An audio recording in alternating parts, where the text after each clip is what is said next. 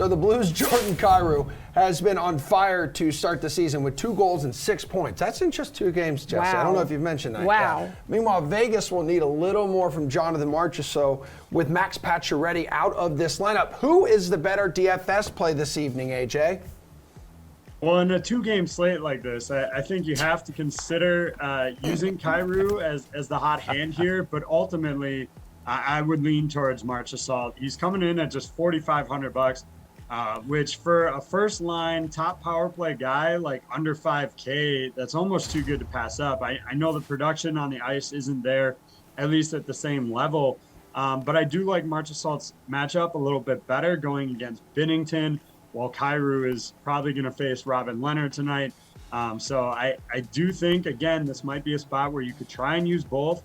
But between the two, I like Marchessault a little bit better here. Okay, Paul, not a whole lot of options here on just a 2-game slate. This is not going to be unanimous, so we'll divvy it up a little bit. Again, I give Kyrou credit for bursting out of the gate with his impressive totals through the 2 games. And there's 2 games tonight, too, right? He's still listed on that second line and second power play unit. A lot of 2s in today's show.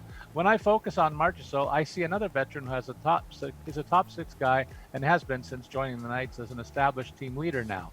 Further to that, the Vegas roster is decimated to the point that they will be missing their top 2 offensive pieces in Pacioretty and Stone, among a host of other regulars. Marchessault will play top line minutes here as well as the number 1 power play, but it's the fact that the Blues can focus on their defensive attention on limited offensive catalysts in Vegas lineup that include Marchessault that causes me to lean in favor of Kyrou in this matchup. St. Louis is a much healthier lineup with lots of experience, and they will be expected to put a clamp on the Vegas offense. So I go with Kyrou in this spot. Okay, Jeff, what do you think, dude? Yeah, I mean, again, we're talking 2-game slate dynamics here. I mean, Jonathan Marchessault at 4,500. I mean, even if Pacioretty and Stone were in the lineup, this is too cheap for him. I mean, he's a pretty elite shot producer. You look at this slate, he's second at wing in terms of just like shots per game. I mean, this guy gets it done when the other guys are around. Now he's bumped up to a first line role. He's way too cheap, but he's also going to be heavily owned.